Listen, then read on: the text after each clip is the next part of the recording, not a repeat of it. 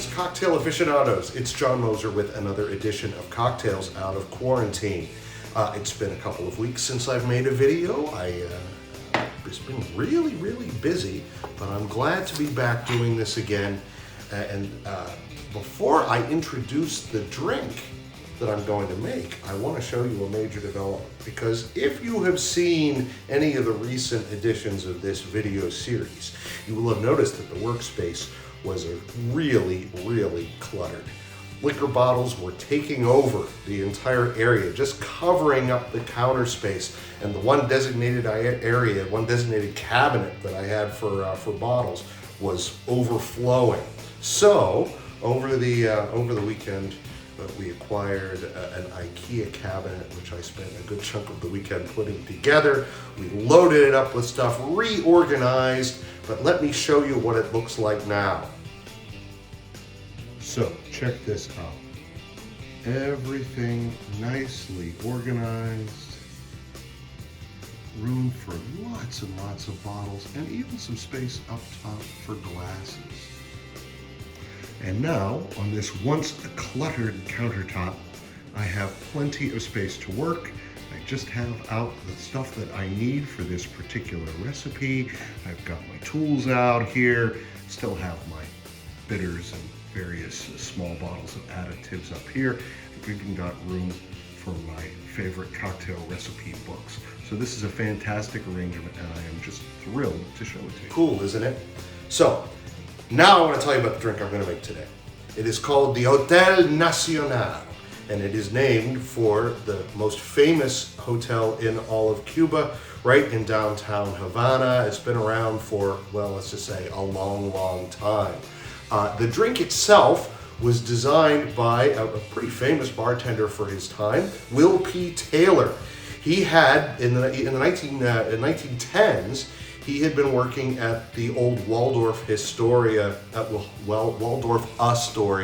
Hotel in New York City. Extremely famous place.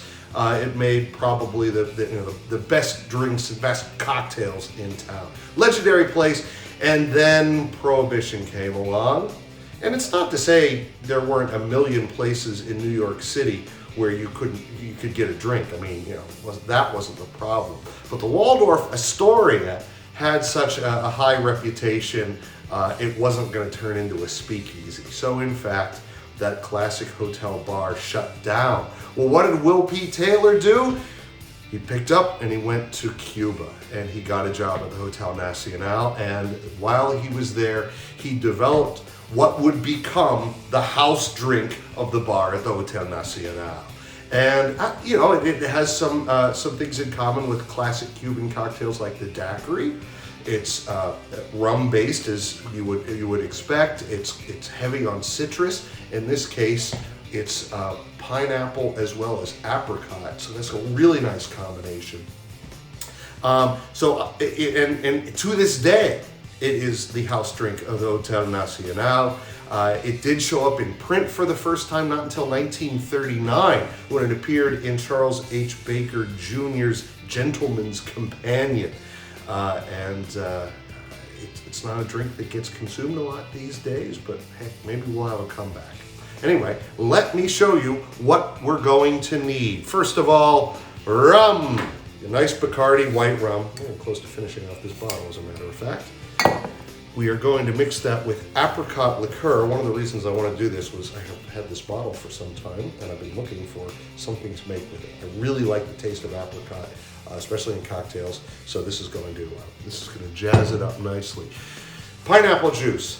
Well, it's not entirely fresh, but it's also not from a can. Whenever we have a pineapple here and it's cut up, I like to take the juice and pour it into an ice tray and let it freeze, so that I can defrost it at the appropriate time. So, pineapple juice. Simple syrup. Now, for this drink, I probably should use just plain, white sugar simple syrup. Problem with that is I gave up, really refined sugar for Lent. Demerara, I say, well, maybe that's cheating a little bit, but Demerara is only a partially refined sugar. This might change the color. It's going to make it a little bit darker than it's supposed to be, but that's okay. I think it's going to be delicious all the same. But simple syrup is just a little bit of that just to sweeten it up. And the only thing we're going to use this lime for is for a garnish, a lime wheel. We're not going to have any lime juice in it. So that's all we need to make the drink. Now we have to make it. Okay, wow, look at all this space I have to work with. You know, if you remember before, the bottles came to about here, so I had like maybe 4 inches of workspace. This is beautiful, as long as I put everything back when I'm done, and I will. Okay, we will start out with 1.5 ounces of white rum. You can also use aged rum, but I'm just gonna go with this. To which we will add 1/4 ounce of apricot liqueur. Just a bit. 1 ounce of pineapple juice. This is going to be kind of pineapple heavy. I'm making a mess. But there's my ounce of pineapple. And finally, 1/2 ounce of simple syrup.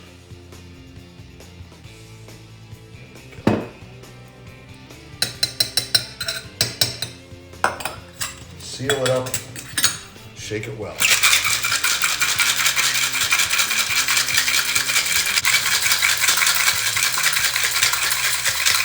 Okay, that's good. Now, because the pineapple is going to leave some pulp, I want to strain it.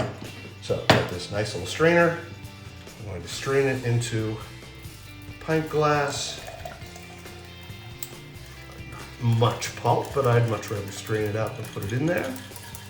And then, hold on a second, let's take the top off of this. And I'm going to strain it back in.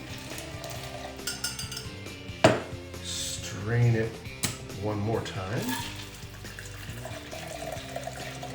Nice amount of clarity here.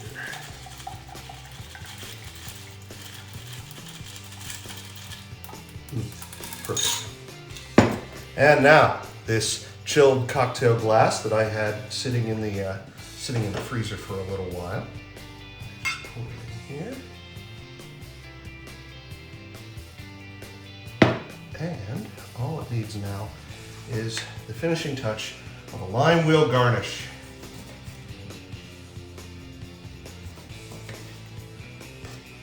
Which we will perch rakishly on the side. Here is the Hotel Nacionale. Buenos dias. I hope you're all having a good day. Let me have a taste of this. Muy bien. This is really a nice drink. It's got me thinking about tiki stuff already. A little early for that. It's only February, but it's coming. It's coming. Anyway, until next time, cheers.